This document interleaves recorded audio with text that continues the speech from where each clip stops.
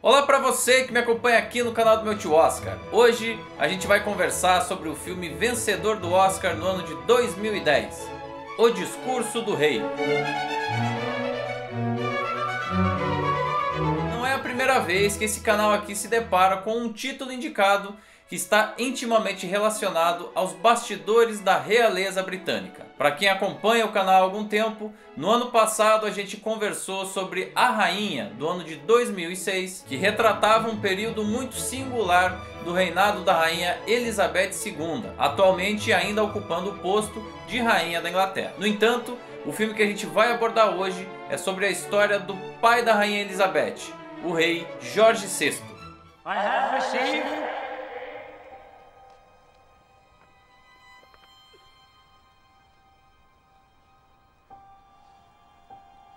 from His Majesty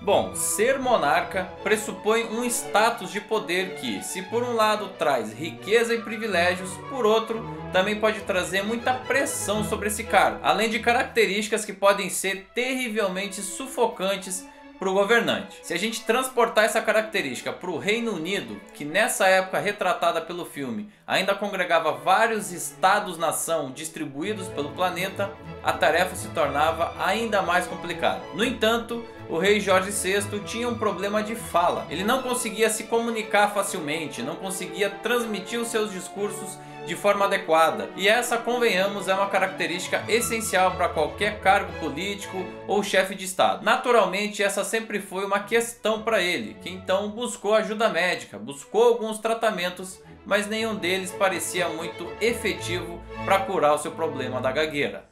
a fight against those marples, Your Royal Highness. Enunciate.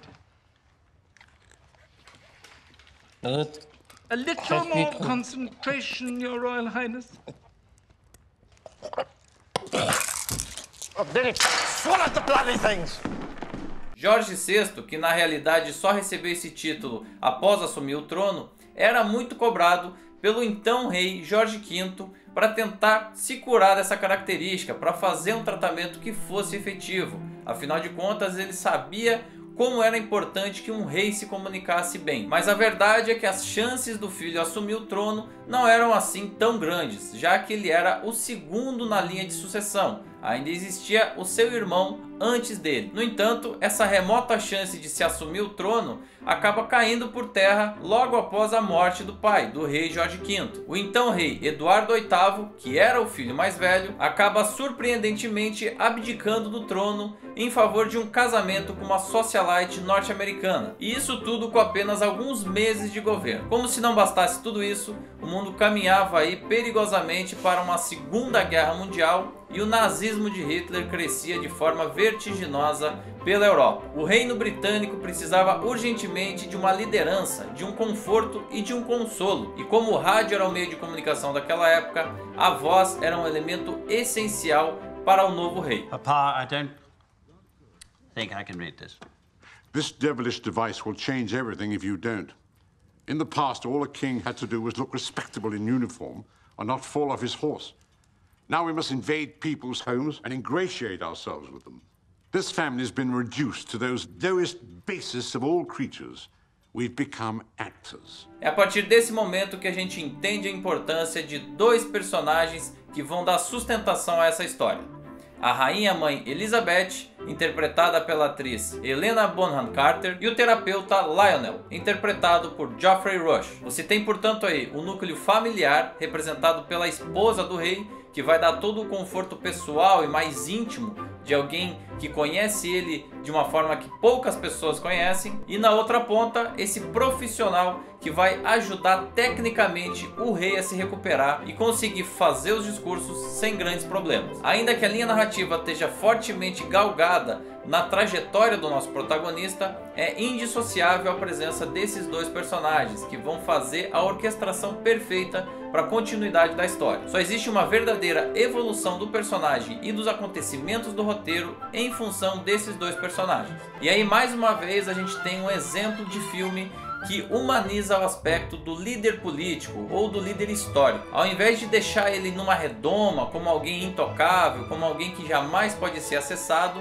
o espectador acaba se vendo na intimidade desse rei, o sofrimento interno dele, as questões interiores, a maneira como ele tenta lidar com um problema que poderia ser de qualquer um de nós, as responsabilidades que estão em cima dele pelo fato justamente dele ser um rei. Quer dizer, bem ou mal, a gente sendo testemunha ali desse trabalho com o terapeuta e com a esposa, acaba se sentindo íntimo daquele personagem e naturalmente acaba torcendo por um final favorável a ele. So, when you talk to yourself, do you stammer?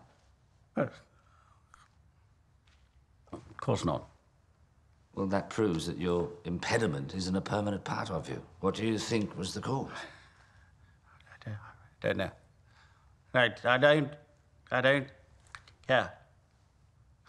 I stammer. But no one can fix it. I'll bet you that you can read flawlessly right here, right now. And if I win the bet, I get to ask you more questions. And if I win? Well, you don't have to answer them. Inclusive, ao longo das sequências, nós como espectadores acabamos entendendo que se trata de um problema mais psicológico do que propriamente físico. A partir do momento que o rei consegue aceitar a sua situação e deixar que o profissional faça o seu trabalho, gradualmente ele começa a conquistar uma confiança que até então ele não tinha. Talvez por ser o irmão caçula, talvez por nunca achar que ele realmente teria que assumir essa função de rei, ou talvez por uma questão de autoestima mesmo. Assim que essa autoconfiança é recuperada, existe uma clara evolução do personagem. Inclusive, existe uma composição de enquadramentos proposta pelo diretor que faz com que essa sensação fique ainda mais potencializada para o espectador. Vejam só, no primeiro contato que a gente tem entre o rei e o terapeuta, o enquadramento proposto oprime o rei. Sentado numa poltrona bastante simples, de frente para uma parede chapada e só no canto do quadro, ele se coloca claramente acuado em relação ao personagem de Geoffrey Rush, que está acima dele, sentado em uma cadeira e num contraplano muito mais espaçoso, com toda a sua sala por detrás dele. É inimaginável quase você pensar que um rei estaria naquela situação tão retraído no canto do quadro, mas é isso que acontece, porque isso reflete a condição psicológica dele nesse momento.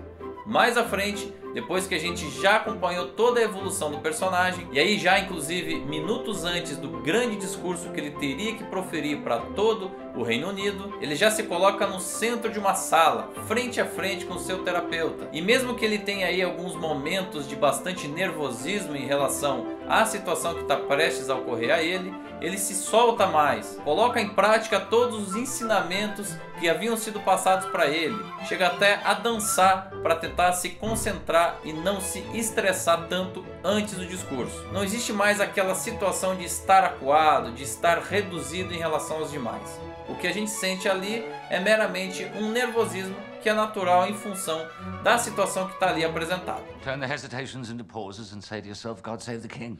I say that continuously. Apparently no one's listening. Long pauses are good. They add solemnity to great occasions. Well, I'm the solemnest king who ever lived. A verdade é que esse filme não tem absolutamente nada de inovador.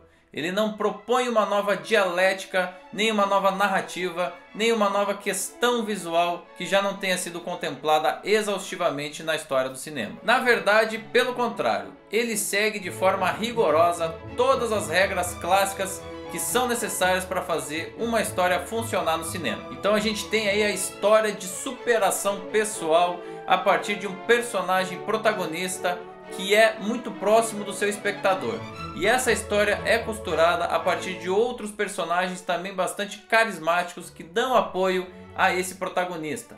A gente passa a torcer por ele. Então o roteiro tem os seus pontos de virada no momento correto. Existem os conflitos naturais, os momentos onde a gente não sabe exatamente o que vai acontecer. Existem os conflitos interpessoais, os embates entre esses personagens já apresentados, os momentos onde a gente não sabe exatamente como aquilo vai ser resolvido. Enfim, todos os elementos colocados pelo texto como obstáculos para fazer com que o espectador continue interessado por aquela história. Na realidade, é até até um estudo muito interessante de como se construir um roteiro de forma clássica e que funciona de forma muito eficiente. Ou seja, para fazer um grande filme você não precisa necessariamente reinventar a roda.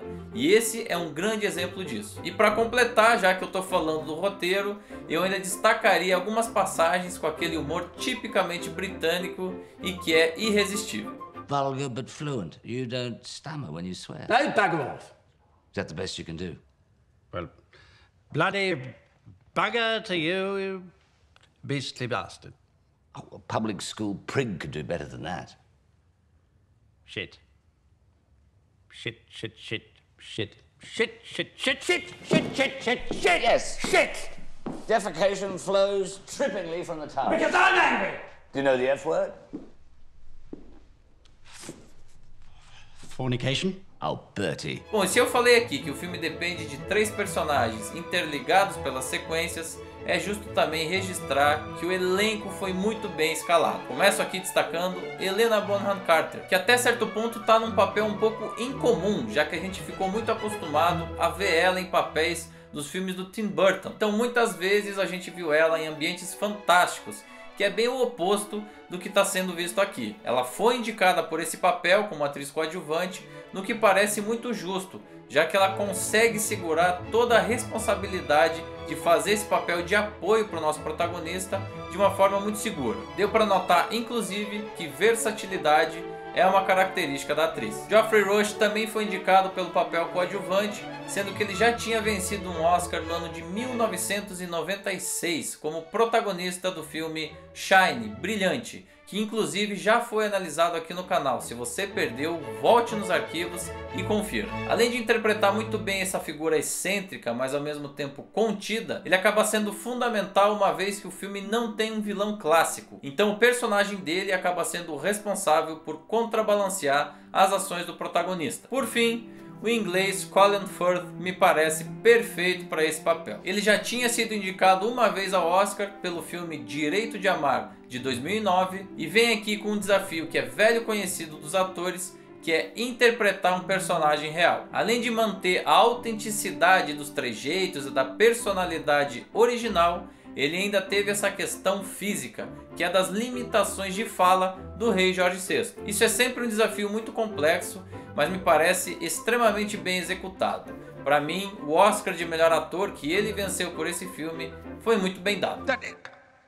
That is St. Edward's chair. People have carved their names on it. Chair is the seat on which every king It's held in and place queen... by a large rock. That is the stone of Scone. You are trivializing You can believe everything. all that, You Bundy. trivialize... I don't care how many royal Listen to me. arseholes have sat on Listen this to me. chair. Listen to me. Listen to you by what right? By divine right, if you must. I'm your king. No, you're not. You told me so yourself. You said you didn't want it. Why should I waste my time listening to Because you? I have a right to be, No, and I it's have a voice. Olha, esse filme foi muito bem recebido na época, tanto o público quanto a crítica gostaram bastante, até porque é um filme que não tem muitos defeitos, não tem muito o que se falar mal desse filme. Ele é sim pouco arrojado, mas nem por isso menos valioso. Colocando todas as peças no lugar, ele atingiu um número impressionante de 12 indicações pela Academia naquele ano, vencendo em 4 das 5 mais importantes da noite. Melhor filme, melhor direção para Tom Hooper, melhor roteiro e melhor ator para Colin Firth. O Discurso do Rei, enfim, é o filme que não vai te surpreender, mas certamente vai te agradar. If one and all we keep resolutely faithful to it, then, with God's help, we shall prevail. E você aí, o que acha do filme? Concorda comigo? Discorda? Deixa aqui embaixo o seu comentário, participe do espaço, ele também é seu. Também não deixe de dar like no vídeo, de compartilhar e, é claro, se inscrever no canal em todas as redes sociais do meu tio Oscar.